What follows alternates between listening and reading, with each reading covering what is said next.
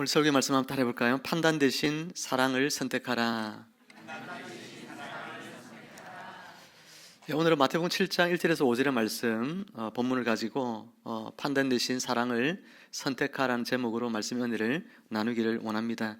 이 구절은 우리의 일상에서 너무나 쉽게 빠지는 함정이죠. 바로 남을 판단하는 것, 그것에 대하여 예수님께서 주신 강력한 경고와 가르침의 말씀이죠. 오늘 본문의 말씀을 제가 다시 한번 읽어 드리겠습니다. 잘 들어보십시오. 비판을 받지 아니하려거든 비판하지 말라. 너희가 비판하는 그 비판으로 너희가 비판을 받을 것이요 너희가 헤아리는 그 헤아림으로 너희가 헤아림을 받을 것이니라. 어찌하여 형제의 눈 속에 있는 티는 보고 내 눈 속에 있는 들보는 깨닫지 못하느냐. 보라, 내 눈 속에 들보가 있는데 어찌하여 형제에게 말하기를 나로 내 눈 속에 있는 티를 빼게 하라 하겠느냐. 외식하는 자여, 먼저 내 눈 속에서 들보를 빼어라. 그 후에야 밝히 보고 형제의 눈 속에서 티를 빼리라. 아멘. 우리는 일상생활 속에서 얼마나 자주 다른 사람들을 판단하고 있는지 모릅니다. 아침에 뉴스를 보면 뉴스 속에 나오는 수많은 정치인들이나 사람들을 비판합니다. 출근길에서 만나는 많은 이웃들의 겉모습을 보며 옷차림을 보며 외모를 보며 판단합니다. 직장에서 동료들을 보며 그들을 또 판단하죠. 일을 왜 저렇게 할까? 업무의 능력을 판단합니다. 이러한 판단들이 우리의 삶 속에 깊이 뿌리 박혀 있는 것을 봅니다. 내 삶 속에 이런 판단들이 얼마나 뿌리 깊이 박혀 있는지 이것을 자각하지 아니하면 오늘 말씀을 통해서 얻는 유익이 없을 것입니다. 그런데 내 안에도 이와 같은 판단이 정말 많구나 라고 하는 것을 깊이 인식하고 자각함을 통해서 오늘 말씀을 들을 때에 주님의 말씀이 우리 귀에 들려지고 우리가 판단 아니라 이제는 사랑의 삶으로 나아갈 수 있게 될 줄로 믿습니다. 1절 말씀에 주님 말씀하시죠. 비판을 받지 아니하려거든 뭐라고 했습니까? 비판하지 말라 그렇게 말했죠. 우리는 종종 타인의 행동을 판단할 때에 그들의 어떤 상황이나 그들의 어떤 맥락이나 그것을 잘 헤아려서 그 사람을 판단하는 그런 법은 잘 없는 것 같아요. 표면적으로 드러난 것을 보면서 쉽게 그냥 판단해버리죠. 우리는 교회에 늦게 오는 어떤 형제 자매를 볼 때에 쉽게 그들을 게으르다 그렇게 판단할 수 있습니다. 하지만 우리는 그들이 아픈 가족을 돌보느라고 아침에 늦을 수도 있고 오다가 작은 사고로 인하여 늦을 수도 있다는 사실을 우리 마음속에 전혀 고려하지 않습니다. 이처럼 우리의 판단은 많은 경우에 우리가 알지 못하는 상황과 맥락을 무시한 채 이루어지는 경우가 아주 빈번하죠. 더욱이 우리의 판단은 종종 우리 자신의 어떤 편견과 선입견에 기반하는 경우가 아주 많이 있습니다. 우리는 우리가 좋아하는 사람들의 실수는 어떻게 할까요? 쉽게 잘 용납하고 또 정당화합니다. 내가 좋아하는 사람들, 그 사람들이 잘못을 범할 때에는 그것을 두둔하고 저 사람은 저런 이유가 있을 거야 라고 정당화합니다. 하지만 우리가 좋아하지 않는 사람들에 대해서 그들이 실수를 범할 때 아주 가혹한 판단을 내리곤 합니다. 이중적인 잣대를 가지고 우리는 살아가죠. 굉장히 주관적이고 얼마나 불공정할 수 있는지를 우리는 깨달아야 합니다.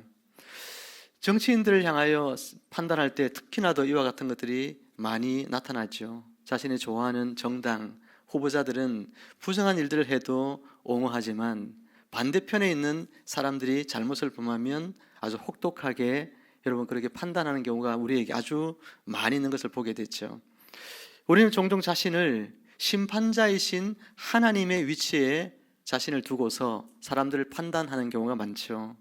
야고보 선생님은 이렇게 이야기합니다. 야고보 4장 11절 12절에서 형제들아 서로 비방하지 말라. 형제를 비방하는 자나 형제를 판단하는 자는 곧 율법을 비방하고 율법을 판단하는 것이라.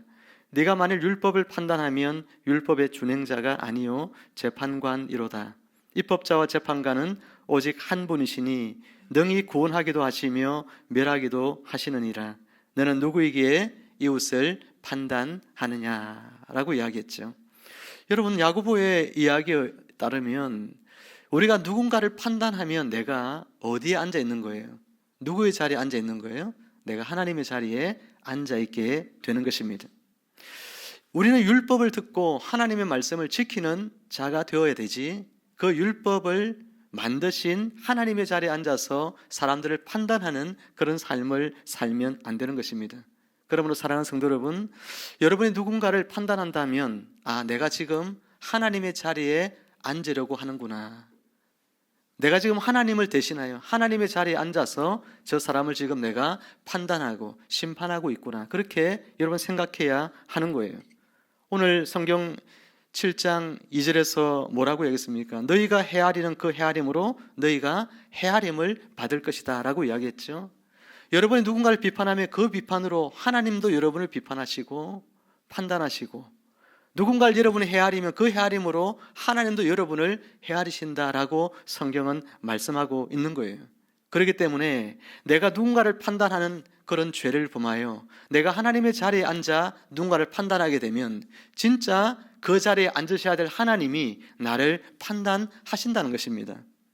예수님은 아주 재치 있는 비유로 이 가르침을 더욱더 선명하게 우리에게 가르쳐 주고 있죠. 형제의 눈 속에 있는 티는 보면서 네 눈 속에 있는 들보는 보지 못하느냐라고 주님께서 우리에게 말씀해 주셨습니다.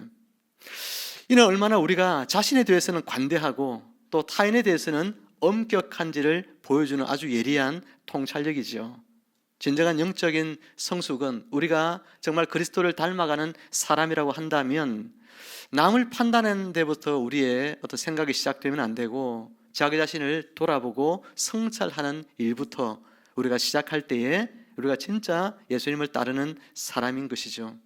우리는 우리 안에 있는 들보, 즉 자신의 큰 결점과 자기의 죄를 직면해야 합니다. 이것은 굉장히 어찌 보면 고통스러운 과정일 수 있어요.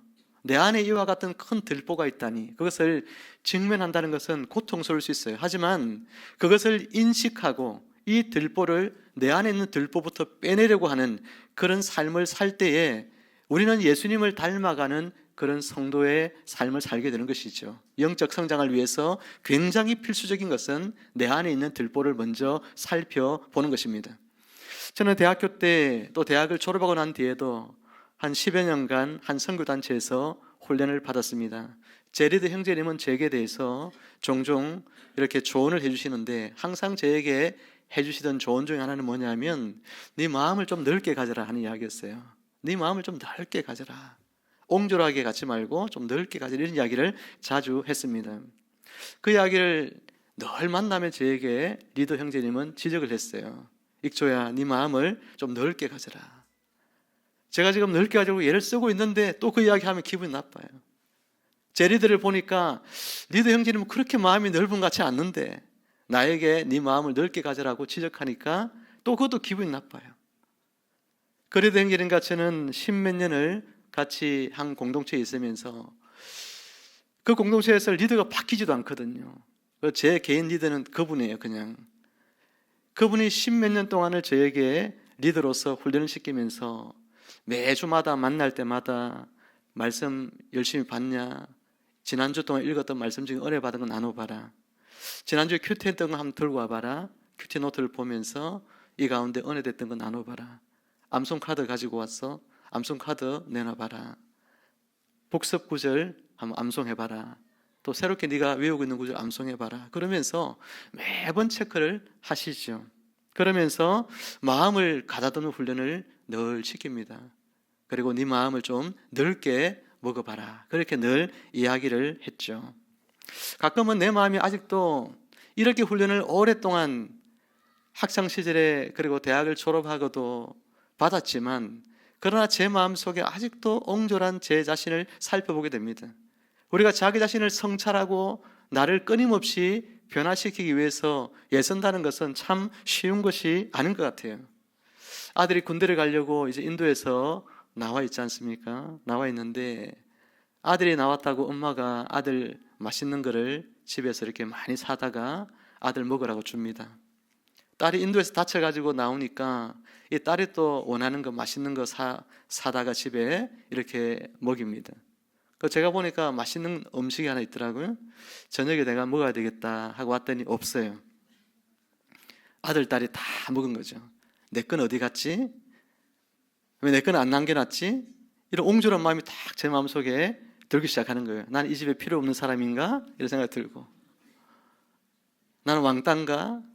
가끔씩 이야기해도 엄마하고 아들하고 딸하고는 이야기하는데 아빠는 잘 안 끼워줘요. 그래서 아빠 이야기하면 단톡방에서도 아빠 좀 조용히 해요 이렇게 얘기해요. 아빠 그 말 하지 말아요. 그런 경우를 제가 가끔씩 겪습니다. 그럴 때마다 내가 얼마나 옹졸한지, 너와 아빠 거 왜 이렇게 내가 먹으려고 했는데 이거 왜 다 먹었어? 이렇게 말해도 옹졸하고, 그죠? 말하지 않으면 또 서운하고, 이런 마음들이 제 마음속에 있는 것을 보면서 아직도 제가 더 훈련받아야 될 것이 참 많이 있구나. 일상 속에서 아주 작은 일이지만 제 마음에 이 옹졸함을, 리더 형제님은 10수년간을 너 마음을 좀 넓게 가져 이렇게 훈련시켰는데도 아직도 훈련이 되지 않고 있는 제 자신을 발견한다는 것이죠. 사랑하는 여러분, 나를 변화시킨다는 거, 이게 참 쉬운 게 아니에요.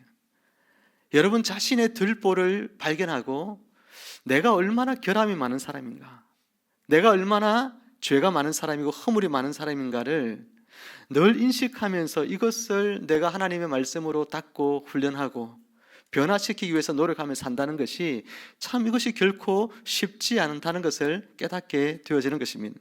굉장히 험난하고 어찌 보면 어려운 과정이긴 하지만, 그러나 우리는 남을 판단하기 전에 자기 자신의 허물과 죄를 잘 들여다볼 수 있는 그런 눈을 가져야 하는 것이죠. 자신을 직면해야 되는 것입니다.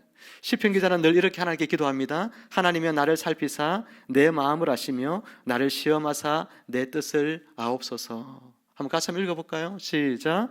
하나님이여 나를 살피사 내 마음을 아시며 나를 시험하사 내 뜻을 아옵소서. 나를 살피사 내 마음을 아시며, 하나님 앞에 언제나 자기 자신이 투명하게 하나님 앞에 그 마음이 드러나기를 바라는 이 시인의 간절한 바람이 느껴집니까? 내가 하나님 앞에 정직한 마음을 가지고, 내가 정말 하나님 앞에 내 온전한 심령이 하나님이 보실 때도 거룩하고 온전한 심령이 되기를 바라는 그런 마음들이 우리 이 안에서 느껴집니까? 우리 안에 죄와 결점을 직면하고 우리가 회개함을 통해서 우리 속에 정직한 마음, 거룩한 마음을 회복하는 여러분들 되시기를 주님의 이름으로 축복합니다. 예수님께서는 우리가 소극적으로는 단순히 사람을 판단하지 말라 이렇게 말씀하셨지만, 또한 더 뛰어넘어서 적극적인 여러분 삶으로는 사랑할 것을 우리에게 성경을 통해 가르치십니다.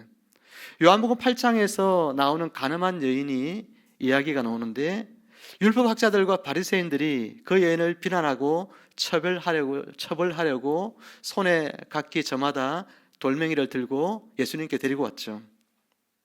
이 여인을 돌로 쳐 죽이려고 데리고 온 것입니다. 예수님이 뭐라고 이야기하냐면 너희 중에 죄 없는 자가 먼저 돌로 치라 그렇게 말씀하셨죠. 그러자 손에 들고 있던 돌을 전부 다 내려놓고 뒷걸음질 쳐서 다 갔다 그렇게 이야기하고 있죠. 여러분, 왜 이 사람들이 처음에 돌을 들고서 이 여인을 돌로 치려고 데리고 왔을까요? 자신에게는 죄가 없고 이 여인에게는 죄가 있다고 생각했기 때문에 돌로 치려고 한 것이죠. 그런데 예수님 말씀을 들으면서 내 속에도 죄가 있구나라고 하는 사실을 깨닫게 된 것입니다. 내가 얼마나 죄인인가를 깨닫게 되어진 것이죠. 그래서 감히 이 여인을 향하여 돌을 던지지 못하고 다 뒷걸음질 쳐서 예수님께로부터 떠나갔던 것입니다. 사랑하는 성도 여러분, 오늘 여러분들도 여러분 손에 돌 하나가 들려있을 거예요. 누군가를 생각하면 그 사람에게 돌을 던지고 싶은 사람들이 있을 거예요. 직장에서건 만나는 사람에게서 어떤 사람이건 어떤 사람을 향해서 판단하고 비판하고 비난하고 그 사람을 정죄하고 싶은 그런 사람들이 분명히 있을 거예요. 그런데 우리가 아셔야 되는 것은 우리는 정죄할 자격이 없다는 사실입니다. 그 사람을 정죄할 수 있는 자격을 갖추신 유일한 존재는 누구냐 하면 바로 하나님밖에 없는 거예요. 우리는 정죄할 자격이 없어요. 내 안에 이미 얼마나 많은 허물이 있고 내가 하나님 앞에 이미 정죄받을 사람임을 우리가 깨닫는 것이 굉장히 중요합니다. 하나님이 여러분을 정죄하기로 작정하신다면 여기에 살아남아 있을 사람이 한 명도 없죠. 여러분 하나님의 정죄를 받고 여러분 전부 다 하나님의 심판을 받아서 여러분은 다 이곳에 있지 않든지 아니면 죽어서 지옥에 떨어져서 하나님의 형벌을 받아야 될 사람들이죠. 그런데 하나님은 어떻습니까? 우리가 정죄받아 심판받아 하나님 앞에서 영원한 지옥불 속에 던져질 존재지만 하나님은 우리를 사랑하셔서 우리를 용서해 주시고 하나님 우리를 정죄하지 않으십니다. 하나님 우리를 정죄하지 아니하시고 심지어 우리를 하나님의 자녀까지 삼아주시고 영원한 나라를 우리에게 선물로 주신 분이 바로 하나님이십니다. 여러분 하나님이 왜 우리에게 이 같은 큰 사랑을 베풀어 줬을까요? 죽어 마땅한 우리를 왜 하나님은 이렇게까지 사랑하신 것일까요? 하나님 우리가 그 사랑을 받아 하나님이 어떤 분인지를 알기를 원하셨고 또한 그 사랑을 받은 우리가 이제 이웃을 향하여 그 하나님의 사랑을 너가 보여주라고, 너를 통하여 하나님이 얼마나 사랑이 풍성한 분이신지를 드러내 보이라고 하나님 우리를 정죄하지 않으시고 우리 죄를 용서하시고 우리에게 사랑을 베풀어 주신 줄로 믿습니다. 예수님께서는 하나님의 자녀는 심지어 원수도 사랑하라 그렇게 말씀하셨죠. 우리가 하나님의 자녀이기 때문에 너희는 원수를 사랑하라고 하시는 주님의 이 계명을 내 삶 속에서 이루어내기 위해서 얼마나 우리가 기도해야 되고 또 성령의 인도함을 받으려고 해야 하는지 모릅니다. 우리 안에 이 하나님의 사랑, 나를 변함없이 사랑해 주시는 이 놀라운 하나님의 그 사랑이 저와 여러분의 심령 가득히 부어지기를 주님의 이름으로 축원합니다. 그래서 판단을 넘어서서 사랑으로 포용하고 용납하는 모든 성도님들이 되기를 바랍니다. 여러분 우리가 오늘 주님의 가르침을 실천할 때에 우리 공동체는 어떻게 변화되어질까요? 판단 대신에 사랑을 베풀고 비난 대신에 누군가를 격려하고 정죄 대신에 그를 용서하고 그것을 우리가 선택할 때에 우리 공동체는 더욱더 견고해지고 성숙한 공동체로 세워질 것입니다. 뿐만 아니라 하나님 나라의 원형을 닮은 아름다운 공동체로 세워지게 될 것입니다. 그리고 세상은 그런 우리를 바라보면서 예수님의 사랑, 하나님의 사랑을 보게 될 것입니다. 이것을 생각하면 여러분 생각만 해도 입가에 미소가 그려지지 않습니까? 저는 이런 생각하면 너무나 마음이 기쁩니다. 저와 여러분 모두가 이런 사랑을 서로에게 나타내며 살아가기를 주님의 이름으로 부탁합니다. 서로 의견 차이나 서로의 또 갈등이나 이런 것들이 있을 때 우리는 서로를 판단하고 비난하는 대신에 서로의 입장을 이해하려고 노력해야 됩니다. 그리고 함께 기도함을 통해서 그 문제를 해결점을 찾아가려고 하는 더욱 성숙해진 모습을 우리는 가져야 합니다. 그래서 세상 속에 그리스도의 사랑을 우리의 모습을 통해 세상 속에 보여주어야 하는 것이죠. 그래야 세상도 교회는 정말 하나님의 사랑을 보여주는 아름다운 공동체임을 깨닫고 나도 교회에 속하여 그 하나님의 사랑을 함께 누리며 살면 좋겠다, 이런 마음을, 이런 바람을 사람들이 가지게 되는 것이죠. 할수록 세상은 냉랭하고 사랑이 식어지고 옆집 사람도 누가 사는지도 모르는, 제가 아파트에 이제 가보니까 그래요. 사택에 있다가 아파트에 가서 이사를 해서 옆집에 이렇게 이사 왔다고 이렇게 음식을 해서 좀 드리고 인사도 하고 했는데 그 옆집에서는 또 아무 인사도 없어요. 뭐 없어도 괜찮은데 서로 간에 왕래해도 인사도 안 하고 아파트 가보니까 아래 위층에도 인사도 안 하고, 그 제가 이 아파트는 원래 다 이런가요? 내가 물어봤더니 우리 김선희 권사님이 제 있을 때는 안 그랬는데, 우리 동은 안 그런데, 권사님 사시는 동은 인사를 잘하고 있는데 우리 동은 인사를 안 하더라고. 그래서 제가 안녕하세요, 엘리베이터 타면 안녕하세요 인사하면 인사를 당황해가지고 인사를 예, 이렇게 인사를 받아주고 뭐 그렇게 하더라고요. 얼마나 같은 공간에 살아도 사랑이 없고 냉랭하고 이웃인데도 이웃같이 하는 그런 삶을 지금 살아가고 있잖아요. 근데 그들에게 정말 바라는 게 있다면 그들도 사랑받는 것이고 자기도 누군가를 사랑하며 살고 싶은 그런 삶의 어떤 갈망이 있는데, 근데 그렇게 사랑을 받을 곳이 없잖아요. 누가 그렇게 사랑해 줍니까? 근데 교인은, 오늘 우리 교회 성도님들은 여러분들의 이웃을, 여러분의 직장의 동료를, 여러분의 믿지 않는 가족이나 친지들을 그와 같은 그리스도의 사랑으로 사랑하며 살아가기를 주님의 이름으로 축복합니다. 그 사랑을 그들이 받을 때 여러분을 통하여 주님을 보는 거예요. 정말 예수님이 살아계시구나, 하나님이 계시구나, 그런 깨달음이 그들 가운데 있게 될 것입니다. 사랑하는 성도 여러분, 저와 여러분 모두가 이처럼 서로가 의견이 다르고 생각이 다르고 이해가 다를 때에 내 입장을 생각하고 이야기하면 늘 정죄하기 쉽습니다. 내 생각이 옳으니까 저 사람은 다 틀렸어 이렇게 생각이 쉽지만, 내 자신 안에 있는 들보를 보시고 내가 얼마나 허물 많은 사람인가를 생각해 보면 저 사람의 입장을 오히려 이해할 수 있는 틈이 생기게 되는 거예요. 그리고 저 사람의 입장을 이해하려고 생각하고 저분을 위해서 기도하고 그러면서 생각을 서로 맞추어가고 서로가 하나 되어져가는 아름다운 공동체가 되어가게 될 줄로 믿습니다. 그러면 우리가 어떻게 판단 대신 사랑을 선택하라는 예수님의 이 가르침을 일상 속에서 우리가 실천하면서 살 수 있을까요? 몇 가지만 제안을 드립니다. 첫 번째는 매일 저녁마다 우리가 이번 한 주간은 자기 자신을 돌아보는 시간을 가지면 좋겠습니다. 하루를 마감하며 잠시 내가 이 하루 동안 누군가를 판단하며 내가 산 죄는 없는지, 나의 행동과 나의 생각을 되돌아보면서 하나님 앞에 회개하는 시간을 이번 주간은 매일 저녁마다 우리가 기도함으로 회개하는 시간을 가지면 좋겠어요. 둘째는 타인을 판단하고 싶은 충동이 들 때, 누군가를 판단하고 싶은 마음이 들 때, 그때는 즉각적으로 잠시 기도하시기를 바랍니다. 그리고 상대방의 입장에서 생각해보고 그를 축복하는 기도를 하세요. 누군가를 판단하고 싶은 마음이 들 때, 그때에 그 사람을 뭐 하라고요? 축복하는 기도를 그 순간 드리라고요. 직장에 갔는데 어떤 사람을 판단하고 싶은 마음이 들어요. 그러면 어때요? 잠시 눈 뜨고 기도해도 괜찮아요. 눈 뜨고 주님, 제가 저분을 축복합니다. 저분을 판단하지 않게 해주십시오 라고 기도하라는 거예요.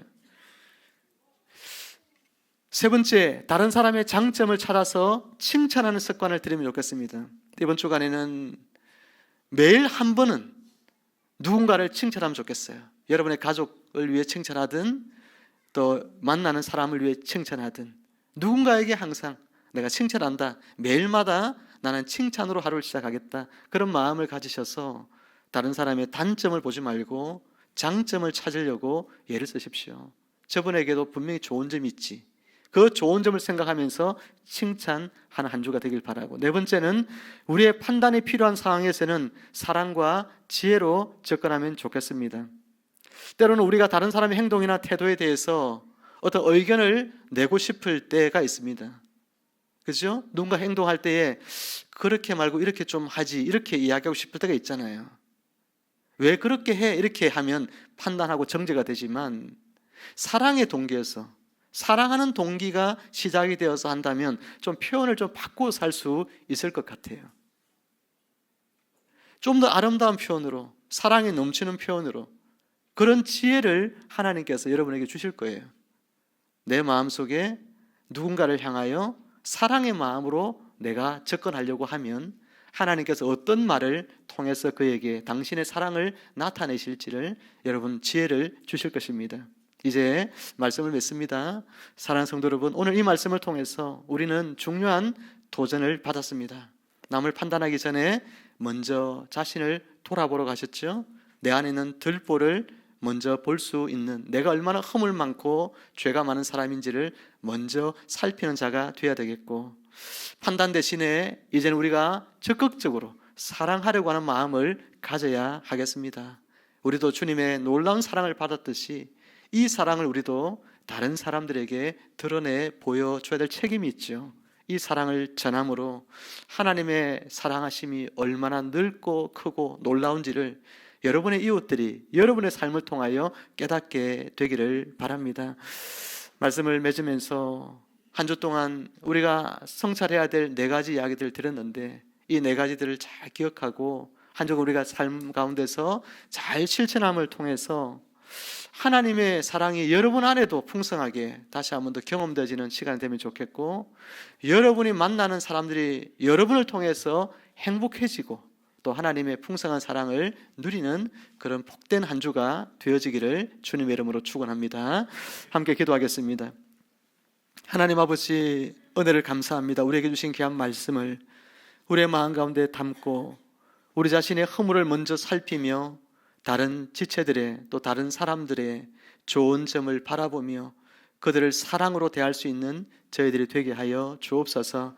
일상의 삶으로 돌아갈 때 직장에서 또 우리 이웃들 속에서 그들의 허물을 먼저 지적하기에 앞서서 하나님께 기도하며 그들을 위해서 먼저 축복을 빌어주는 저희들이 되게 하여 주옵소서. 칭찬할 것을 찾고 항상 격려하기를 쉬지 않는 주님의 자녀들이 다 되도록 축복하여 주옵소서. 그리하여 우리가 만나는 우리의 이웃들이 우리의 삶을 보며 내 속에 계시는 예수님을 발견하게 하여 주옵소서. 예수님의 이름으로 감사하며 기도합니다. 아멘.